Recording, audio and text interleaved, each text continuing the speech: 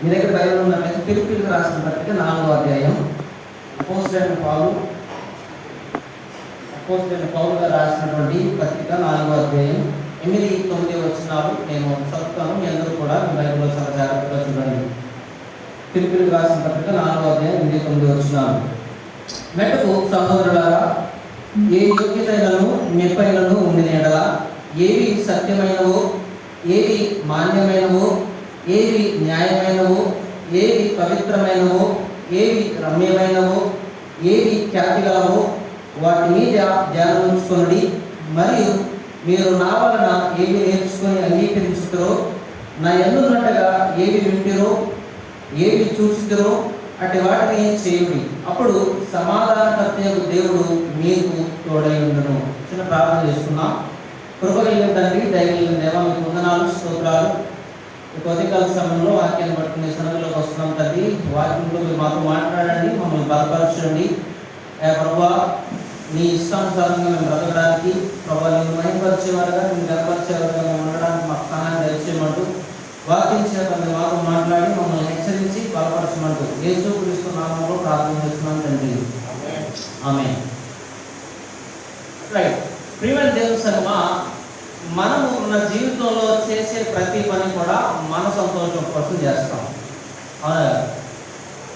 మనకు నచ్చిన బట్టలు వేసుకుంటాం, మనకు నచ్చిన ఆహారం వండుకు తింటాం, మనకు నచ్చిన పని చేస్తాం, మనకు నచ్చినటువంటి విధానంలో జీవితాన్ని జీవించడానికి మనం ప్రయత్నం చేస్తాం. మన జీవితంలో మనం ఏది చేసినా దాని ద్వారా మనం సుఖాన్ని, మన జీవితంలో సంతోషాన్ని కోరుకుంటాం. అవునా కదా? కష్టపడి ఉద్యోగం చేశారంటే దాని అర్థం ఏంటంటే మీరు ఆ డబ్బు ద్వారా సుఖాన్ని అనుభవించడానికి మాత్రమే డబ్బు సంపాదిస్తున్నారు.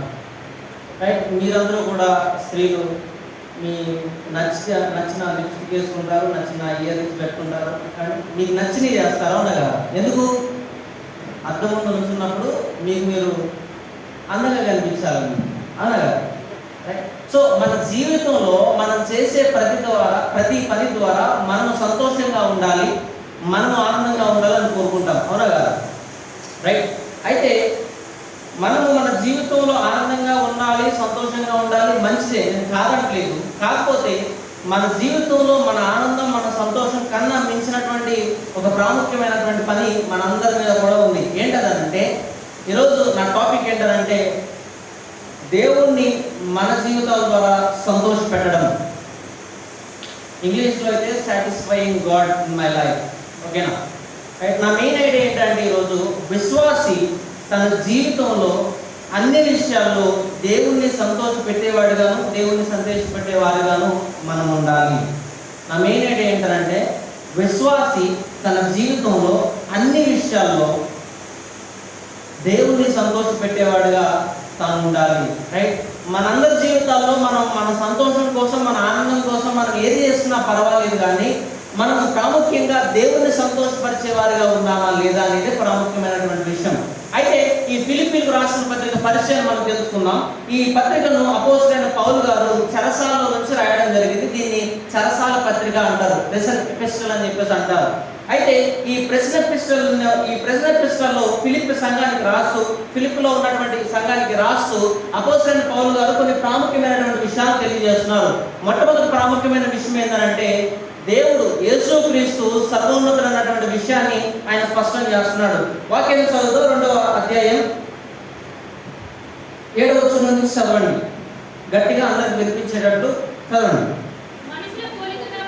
మనిషిని పోలికగా పుట్టి దాసుని స్వరూపమును ధరించుకొని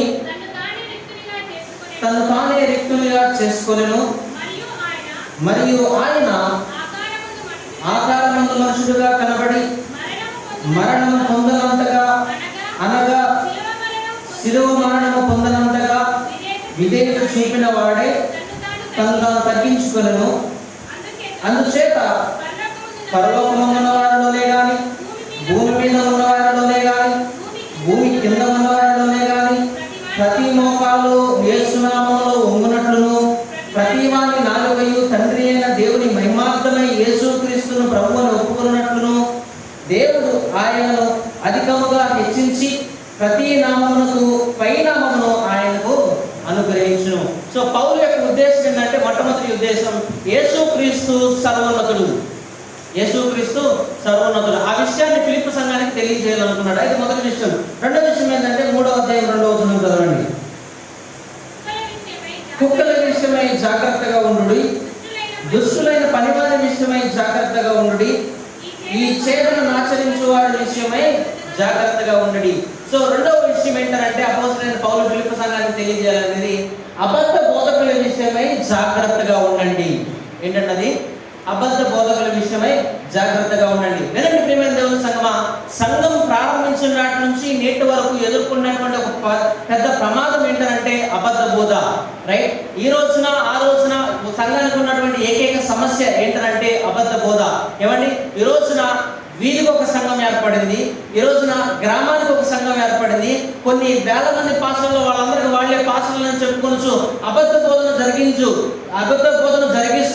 వాళ్ళ కడుపు కోసమై, వాళ్ళ పొట్ట కూడి కోసమని చెప్పేసి వాళ్ళు నానా రకాలైన విధాలైనటువంటి సిద్ధాంతాలను, రకాలైనటువంటి పద్ధతులు, విధానాలను ఆచరిస్తూ సంఘాన్ని ప్రారంభిస్తూ మనుషులను తప్పుదోవకు పట్టిస్తున్నటువంటి వాళ్ళు చాలా మంది ఉన్నారు.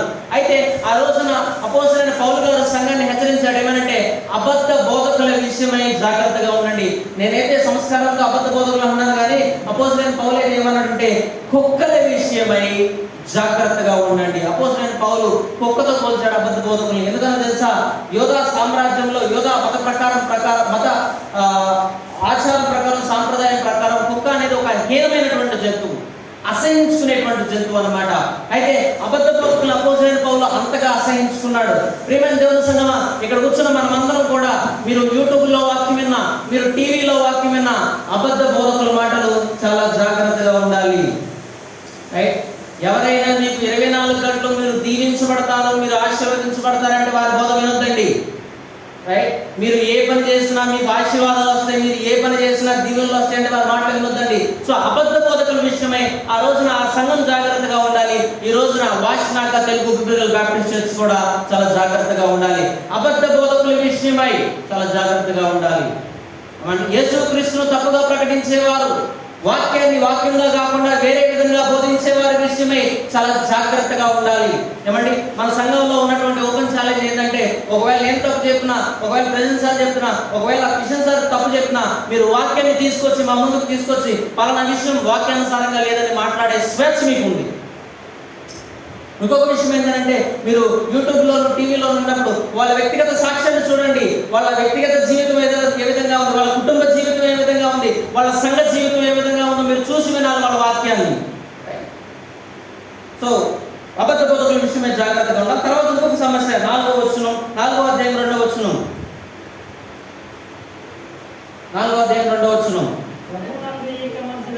ప్రభువునందు ఏక మనస్సు గలవారై యుండుడని యువోదియను సుంటుకేను బతిమాలుకొంచున్నాను. సో ఫిలిప్పులో ఉన్నటువంటి మరొక సమస్య ఏంటంటే, ఇద్దరు స్త్రీలు గొడవాడుకునే సంఘంలో విభజన అనేది ఏర్పడింది అనమాట.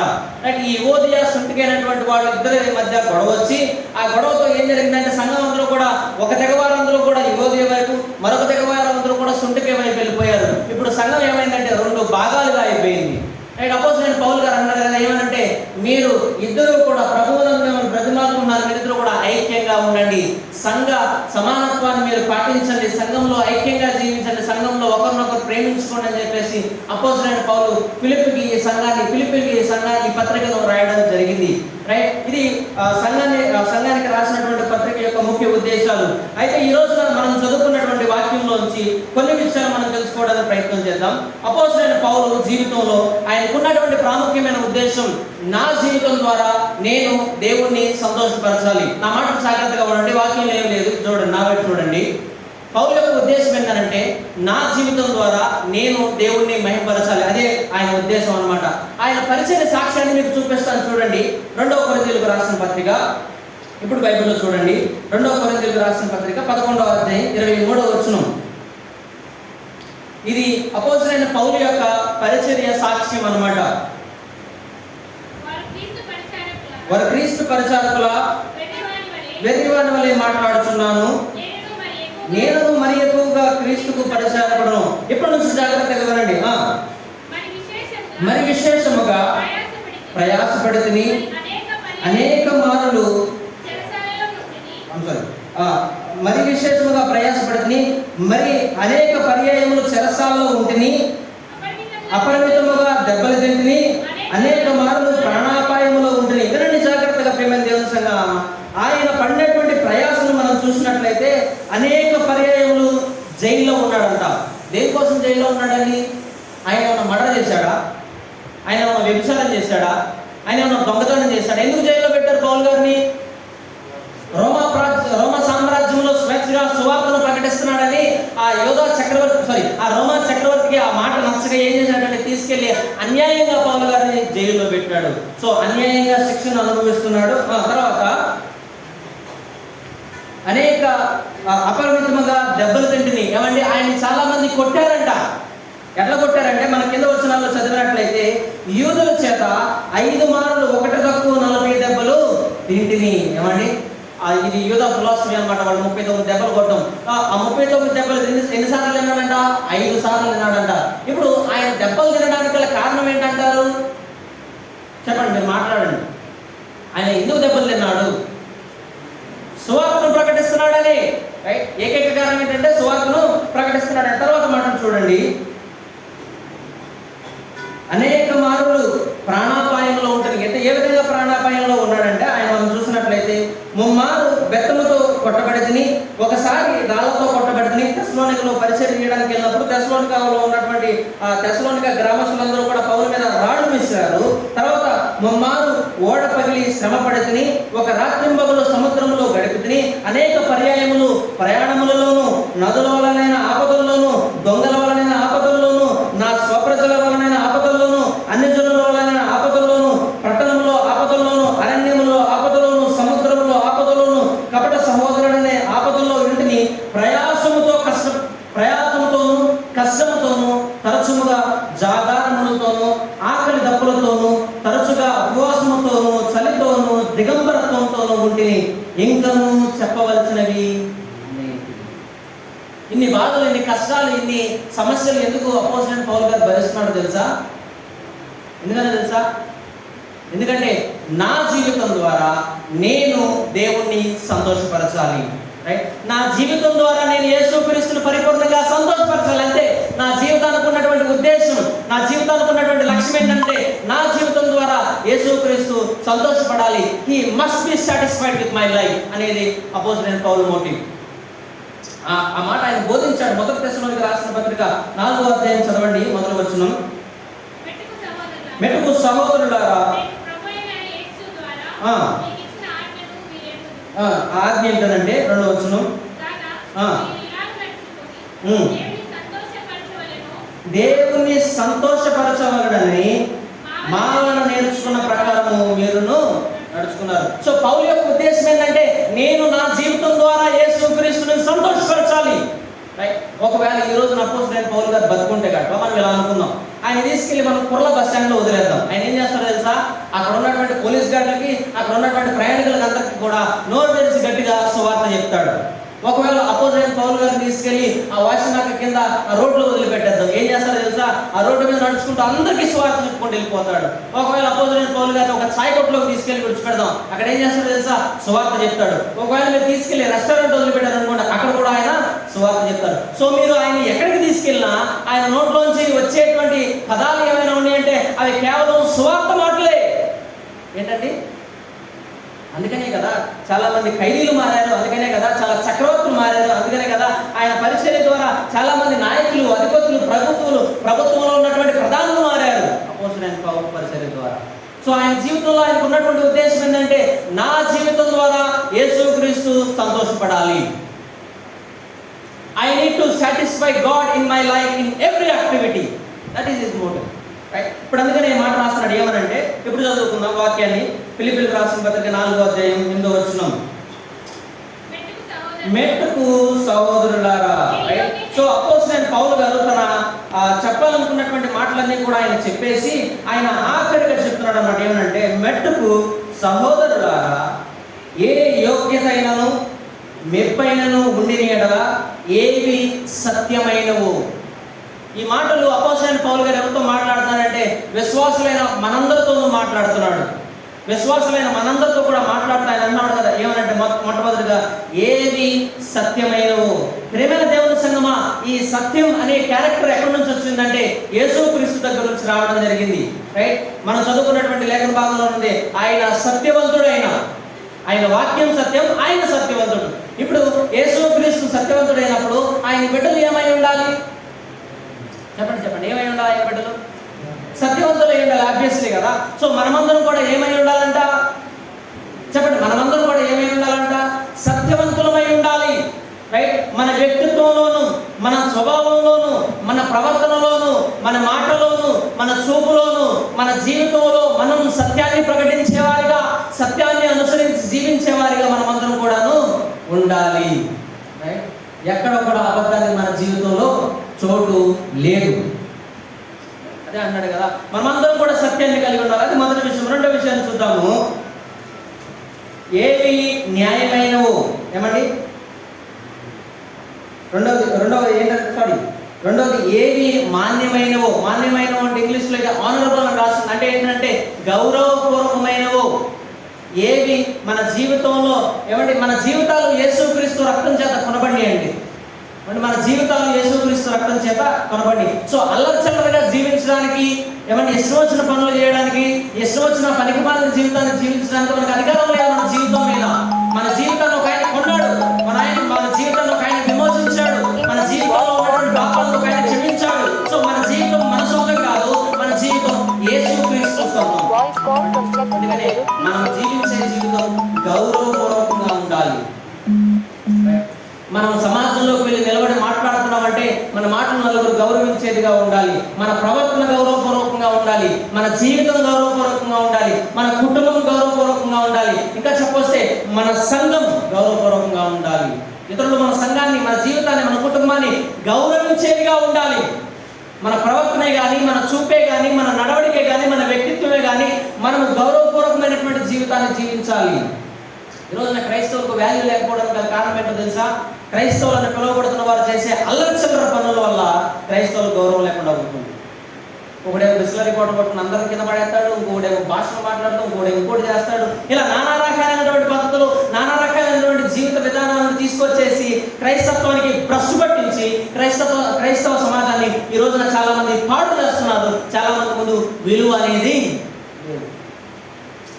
16వ శతాబ్దం 17వ శతాబ్దం భారత రాజ్యాంగాన్ని వాళ్ళు కాన్స్టిట్యూషన్ ఒక ప్రాముఖ్యమైనటువంటి దానితో పాటు ఈ న్యాయస్థానంలో బైబిల్ అనే దాన్ని కూడా పెట్టేవాళ్ళు అన్నమాట. ఎందుకో తెలుసా? వాళ్ళు ఒక పవిత్ర గ్రంథంగా దాన్ని అంగీకరించారు. రాను రాను రోజు రోజుకి క్రైస్తవ స్టాండర్డ్స్ అనేవి పడిపోతూ ఉన్నాయి అన్నమాట. గౌరవం అనేది కోల్పోతూ ఉన్నాం మనం నానాటికి మనం చేసే పనుల ద్వారా. మన జీవితాలు సరిగ్గా ఉండట్లేదు. రైట్, మన జీవితాలు సరిగ్గా ఉండట్లేదు అనమాట. మన జీవితాలు సంఘంలో గౌరవపూర్వకంగా ఉండాలి, మన జీవితాలు కుటుంబంలో గౌరవపూర్వకంగా ఉండాలి, మన జీవితాలు సమాజంలో కూడా గౌరవపూర్వకంగా ఉండాలి. మీరు చేసే పనుల్లో గౌరవపూర్వకంగా ఉండాలి. అరే పలానా వ్యక్తి అంటే ఈయన క్రైస్తవుడురా అని చెప్పుకునే విధంగా ఉండాలి మన ప్రవర్తన, గౌరవపూర్వకంగా. రైట్, ఇది రెండవ విషయం. మూడవ విషయం ఏంటంటే ఏవి న్యాయమైనవు.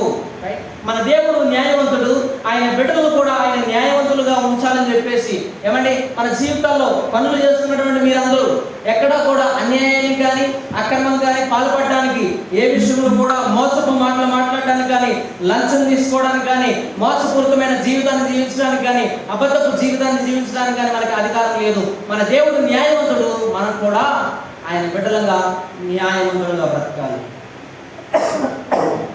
ఏదైనా ఒక విషయంలో పలానా విషయం రైట్ అంటే రైట్, రాంగ్ అంటే రాంగ్, అంతే. న్యాయపు ఆ జీవితం అనేది మన దగ్గర ఉండాలి.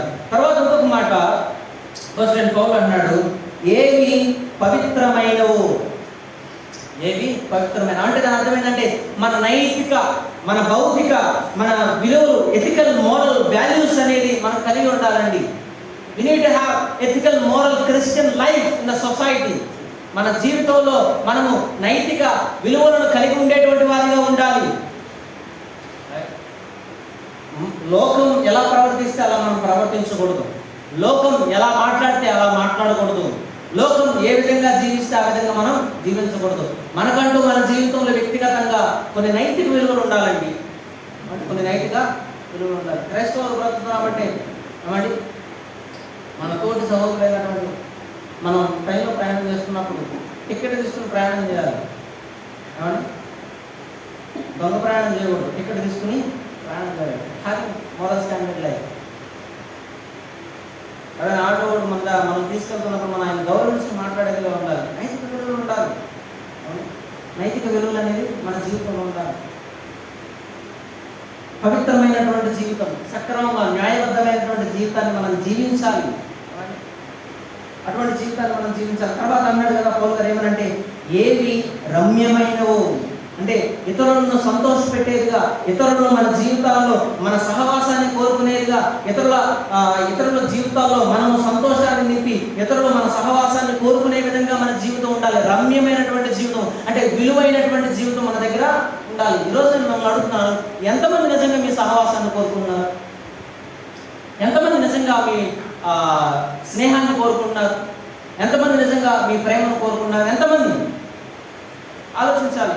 ఒకవేళ మన జీవితం బాగుందనుకోండి, అందరూ మన స్నేహాన్ని కోరుకుంటారు. ఒకవేళ మన జీవితం బాగుంటుంది, అందరూ మనల్ని ప్రేమిస్తారు. అవునా కాదా? అవునంటారా కాదంటారా? రైట్. సో మన జీవితము రమ్యమైనదిగా ఉండాలి.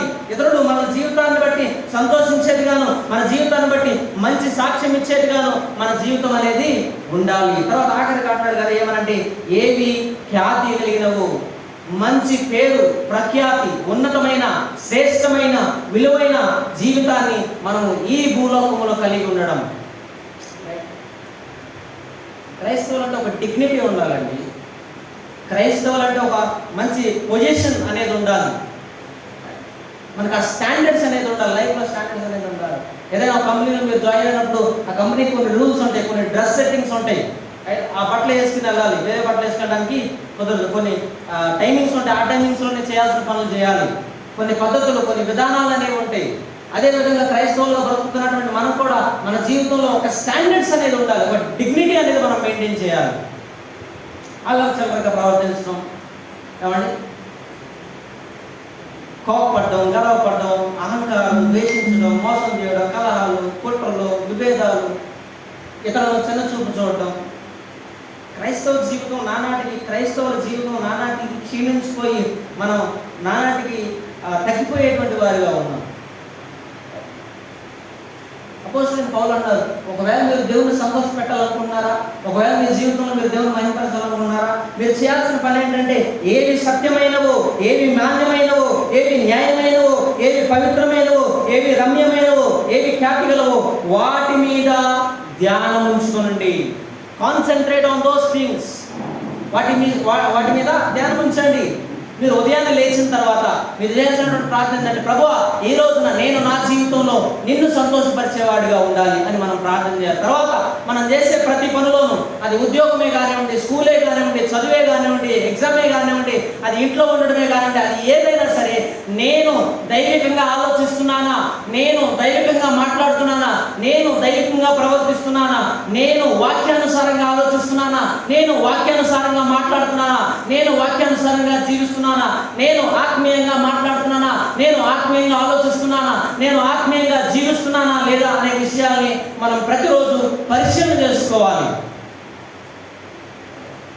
బహుశా మీరు అనొచ్చు, అవన్నీ చెప్పడానికి బాగానే ఉంటాయి కానీ చేయడానికి కష్టమయ్యా అని బహుశా మీరు అనుకోవచ్చు. అందుకని పౌలు గారు ఆయన మాటలతో చెప్తున్నాడు. తర్వాత మాట 9వ వచనం, మరియు మీరు నా వలన ఏవి నేర్చుకొని అంగీకరించుద్రో.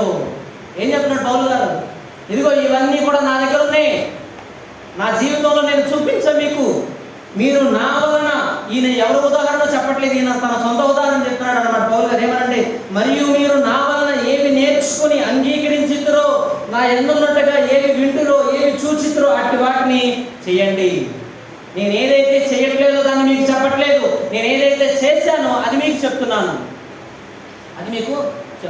సో మీరు ఆ విధంగా బ్రతకాలి. అప్పుడు సమాధానకర్తయగు దేవుడు మీకు తోడై ఉండండి. మీరు అటువంటి జీవితాన్ని జీవించడం ద్వారా, మీరు అటువంటి జీవితాన్ని జీవిస్తుంటే దేవుడు మీకు సహాయం చేస్తాడు, దేవుడు మీకు తోడుగా ఉంటాడు. ప్రియమైన దేవుని సంగమా, మనల్ని మనం సంతోష పెట్టడానికి కొన్ని వేల లక్షల రూపాయలు ఖర్చు పెడతాం, అవునా? సుఖవంతమైన జీవితాన్ని జీవించడానికి, ఆనందపూరితమైన జీవితాన్ని జీవించడానికి మనం ఎన్నెన్నో పనులు చేస్తుంటాం. కానీ మనం ఆలోచన చేయాల్సింది ఏంటంటే ఈ ఉదయకాల సమయంలో నిజంగా మన జీవితం ద్వారా దేవుణ్ణి సంతోషపరుస్తున్నామా లేదా? మీరు ఎవరైనా కానివ్వండి, రైట్, మీ పదవి కానివ్వండి, మీ పేరే కానివ్వండి, మీ ప్రఖ్యాతి కానివ్వండి, ఇంక్లూడింగ్ మేము, మీరు, మనమందరం పరిశీలన చేసుకోవాల్సింది, ఆత్మ పరిశీలన చేసుకోవాల్సింది, నిజంగా మన జీవితం ద్వారా దేవుడు సంతోషపడుతున్నాడా? ఇంకొక మాట చెప్పమంటారు ఆఖరిగా ఏంటంటే, ఒకవేళ దేవుడు మన జీవితాలను బట్టి సంతోషించకపోతే, ఒకవేళ మన జీవితాల ద్వారా మనం దేవుణ్ణి సంతోషపెట్టలేకపోతే, మనం సోమవారం నుంచి శనివారం వరకు ఇష్టానుసారమైన బ్రతుకును బ్రతికి, ఇష్టానుసారమైన అవరక్షలతో కూడినటువంటి జీవితాన్ని జీవించి, ఇక్కడికి వచ్చి ప్రార్థన చేసిన ఫలితం లేదు, ఇక్కడికి వచ్చి పాట పాడిన ఫలితం లేదు, ఇక్కడికి వచ్చి వాక్యం చెప్పిన ఫలితం లేదు. Right, it is no use. ఫలితం అనేది లేదు. ఎప్పుడైతే మనం సోమవారం నుంచి శనివారం వరకు దేవుడిని సంతోషపెట్టే జీవితాన్ని జీవించి, ఆదివారం కూడా అదే జీవితంతో ఇక్కడికి వచ్చి పాట పాడినా దేవుడు మహిమపరచబడతాడు, వాక్యం చెప్పినా దేవుడు మహిమపరచబడతాడు, ఇక్కడికి వచ్చి నువ్వు ఏది చేసినా సరే దేవుడిని జీవితాన్ని బట్టి ఆయన సంతోషపడతాడు. పరిశీలన చేసుకున్నా దేవుడు ఒక అవకాశం ఇచ్చాడు. ఏంటంటే మనం నిజంగా దేవుణ్ణి సంతోషపరిచే వారిగా ఉన్నామా లేదా? మన జీవితాల ద్వారా ఆరాధనలోకి వెళ్తున్నటువంటి మనం మన జీవితాలను సరి చేసుకుని, మనకు ఉన్నటువంటి సమస్య ఏంటంటే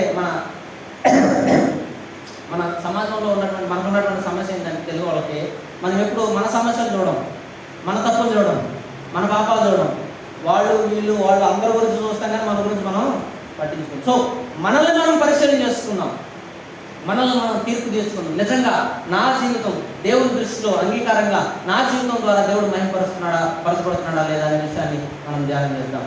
కళ్ళు ఉంచండి, కళ్ళు మూసుకోండి.